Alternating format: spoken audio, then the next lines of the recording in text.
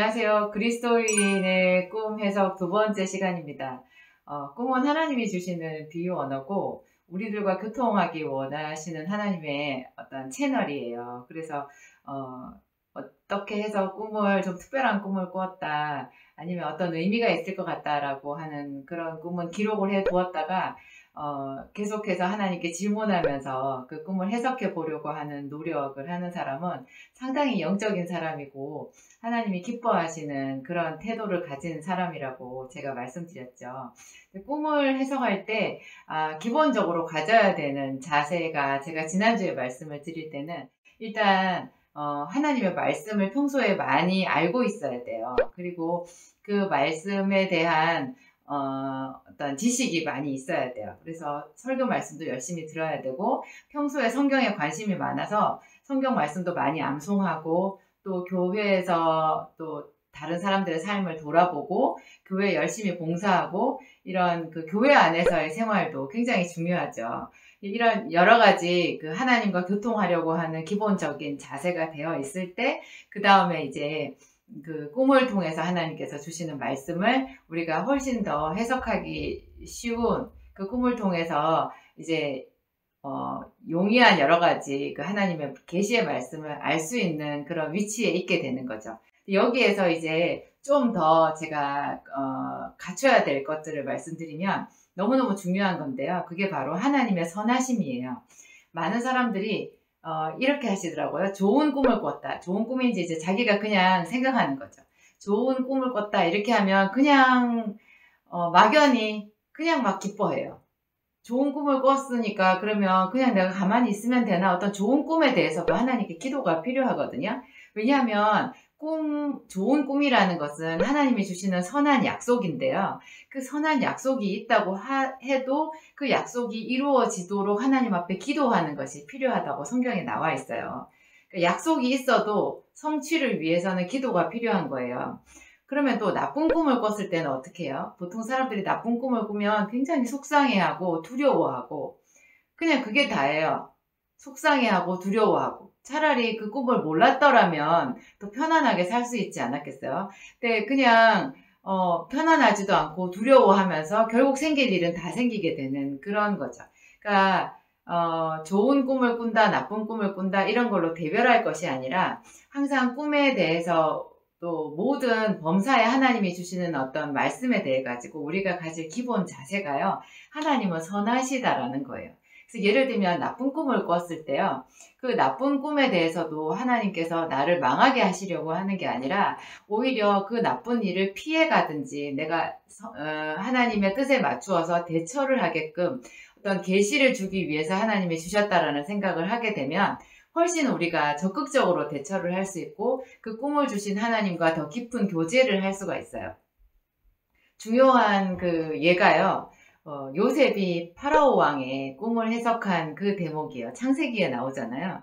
요셉이 이제 그 바로 왕의 꿈을 기가 막히게 해석을 했거든요. 그래서 그 바람에 이제 감옥 생활을 다 청산하고 애굽의 제1 권력자로 등극을 하게 되죠. 근데 그때 요셉이 어떻게 그 꿈을 해석했는지를 깊이 묵상을 해볼 필요가 있어요. 저는 제가 처음 성경을 보았을 때부터 해가지고 요즘까지도 그 요셉의 지혜에 대해서 꿈을 해석한 그 대목, 또 그 이후에 자기 형제들을 대하는 대목에서도 요셉의 지혜를 더듬어서 생각해보면 정말 감탄이 나오거든요.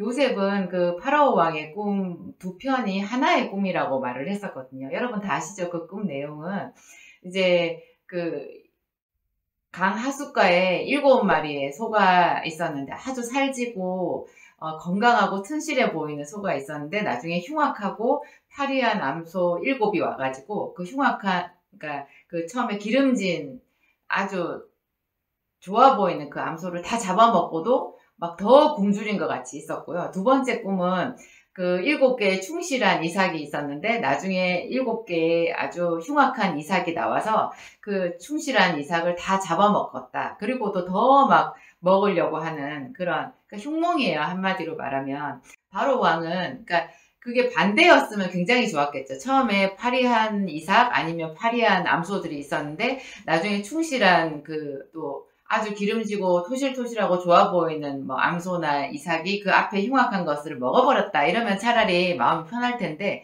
이게 끝에가 안 좋은 거예요. 처음에는 분명히 충실한 암소 또 충실한 이삭이었는데 나중에 파리하고 아주 그 안 좋고 흉악해 보이는 그런 것들이 이걸 다 잡아먹고도 더 잡아먹을 듯이 막 그 흉악한 분위기가 있으니까 이제 바로 왕은 굉장히 걱정을 한 거예요. 그 당시 애굽은 농업 국가였거든요. 나일 강가에서 농사를 주로 짓는 농업 국가였는데 암소라든지 이삭은 그 사람들의 어떤 그 산업 전반을 말하는 거예요. 농업이니까. 그게 망하게 될 거라는 거는 그 바로 왕뿐만 아니라 바로 왕의 꿈 소식을 들은 모든 신하나 애굽의 술사들도 다 알았을 거예요. 그 안 좋은 꿈이거든요. 이걸 이제 어떻게 왕에게 해석을 하느냐고요. 그러니까 왕도 이게 안 좋은 꿈이니까 굉장히 불안해한 건데 그 밑에 술사들도 같이 불안한 거죠. 이제 더 정확하게 자기네 이제 농업으로서 이제 이 기반을 두고 있는 이 국가 기강이 흔들릴 그런 큰 위기가 찾아왔다라는 것까지는 다 알지만 어떻게 그거를 극복해야 될지 이것은 극복할 수 없는 어떤 신의 계시가 아닌가 이렇게 다들 생각했을 거예요. 그런데 요셉이라는 청년은 하나님을 경외하는 자였거든요. 그 사람은 요셉은 바로 왕의 꿈 얘기를 듣자마자 너무너무 아주 명쾌하게 말을 하는 거예요. 그 명쾌하게 말을 할 수 있는 그 비결이 뭐냐면 하나님께서 이 꿈을 바로에게 주신 것은 바로가 대처를 하라고 하신 것이다. 너는 망할 테니 그냥 망해라. 이렇게 얘기를 하신 게 아니고 바로 왕이 이제 앞으로 지혜로운 사람을 선택을 해서 이 처음 7해 동안에 열심히 그 곡식을 저장을 해두고 이렇게 하면 뒤에 온 7회의 그 흉년을 충분히 극복할 수 있다. 그러니까 너는 대비해라. 그렇게 선하신 하나님이 바로에게 계시를 해주셨다라는 거예요. 여러분, 범사의 여러분이 만약에 하나님께서 주시는 어떤 흉봉을 꾸었다고 해도 여기에 똑같이 적용되지 않겠어요? 어떤 분들은 그 송부영신 예배 때나 이럴 때 왜 교회에서 제비뽑기로 말씀을 뽑잖아요. 그러면 거기에 이제 무슨 환란이나 어떤 어려움이나 뭐 좀 뭔가 우리가 느끼기에 좀 안 좋을 것 같은 그런 거를 내포한 말씀을 뽑으면 그냥 너무 싫어하는 거예요. 너무 싫어하고 그거를 탁 던져버리고 잊어버리고 이번에는 내가 그냥 재수가 없이 이상한 말씀 뽑았다. 아니면 뭐 그냥 하나님께서 주셨지만 나는 이제 자기 기억에는 그걸 지워버리고 싶은 거예요. 이렇게 하시는 분들이 있는데요. 그 전혀 그리스도인의 자세가 아니에요. 하나님의 선하심에 대해서 인식하지 못하고 이해하지 못하는 어린아이 같은 행동인 거죠. 그 부분에 있어서 그러니까 요셉의 이야기를 여러분 항상 마음에 담고 계세요. 어떤 용감한 사람들, 그러니까 하나님의 말씀대로 사는 사람들은요, 사실 담대한 사람들이거든요. 성경에 이런 구절 보셨어요? 시편에 담대하라 여호와를 바라는 너희들아. 담대하라. 그러니까 무슨 뜻이겠어요? 하나님을 바라고 예수 그리스도와 함께 동행하려고 하면 용기가 필요한 거예요. 우리가 안 좋은 일도 직면할 수 있어야 그 너머에 있는 더 좋은 일을 누릴 수가 있는 거예요. 이런 부분에 있어서 꿈과 하나님의 말씀이 같은 맥락이라는 거. 꿈도 그렇고 말씀도 그렇고 내가 보기에 좀 안 좋아 보이는 것도 결국은 대비를 해서 극복하고 더 좋은 것을 얻기 위한 그런 안내장으로 하나님께서 우리에게 내미신 거라는 거. 이런 것을 하나님과 함께 더 착 붙어가지고 예수 그리스도께 착 붙어서 그러면 하나님 제가 어떻게 해야 돼요? 어떤 식으로 이거를 극복해야 돼요? 제가 이거를 잘 할 수 있을까요? 이렇게 더 하나님과 밀착해서 나가려고 하는 바로 그 사람이 진짜 믿음의 사람이라는 거. 그러면 여러분 큰 상을 받을 수 있어요. 감사합니다.